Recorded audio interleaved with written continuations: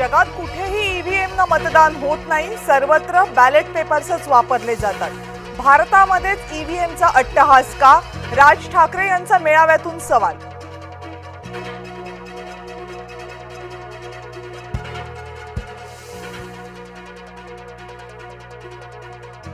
एक तारखेचा मोर्चा दणदणीत झाला पाहिजे, सर्वांनी या मोर्चाला उपस्थित राहायलाच हवं.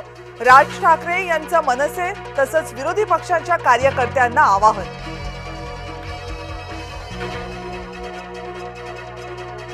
पवईमध्ये मुलांना ओलीस ठेवणाऱ्या रोहित आर्यचं पोलिसांकडून एन्काउंटर. सर्व 17 मुलांसह एका ज्येष्ठ नागरिकाची सुखरूप सुटका. सरकारनं रोहित आर्यला दिलेलं पत्र जय महाराष्ट्रच्या हाती. स्वच्छता मॉनिटर प्रकल्पासाठी दिलेलं पत्र समोर. याच प्रकल्पाचे 2 कोटी रुपये शिक्षण विभागाकडे होते थकीत.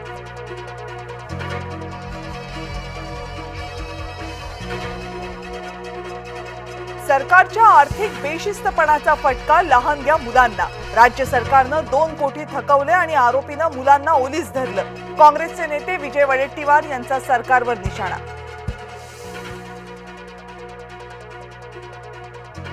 कर्जमाफी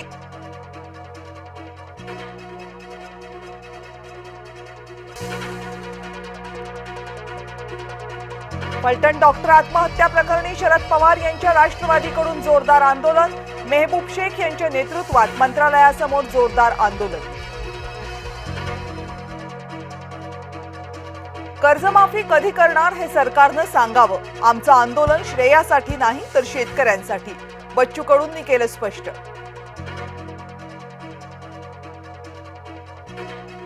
बच्चू कडूंना चर्चेला बोलावलंय, आडमुठी भूमिका घेऊ नये, मुख्यमंत्री देवेंद्र फडणवीस यांचं वक्तव्य.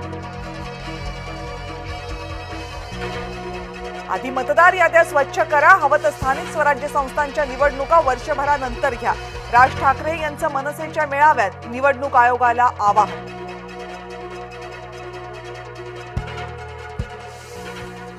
गाड्या फोडायच्या असतील तर सत्ताधारी लोकांच्या फोडा. अकोल्यात प्रकाश आंबेडकरांचा हल्लाबोल.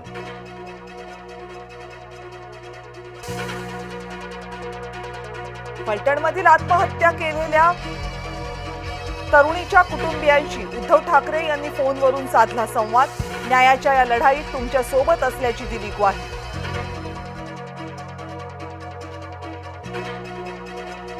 मुंबईमध्ये मराठी माणूस अल्पसंख्याक झालाय, अमराठींची संख्या बहुसंख्य. एन्काउंटर विथ ऋषाली कदम या शो मध्ये संजय निरुपम यांचं वादग्रस्त वक्तव्य.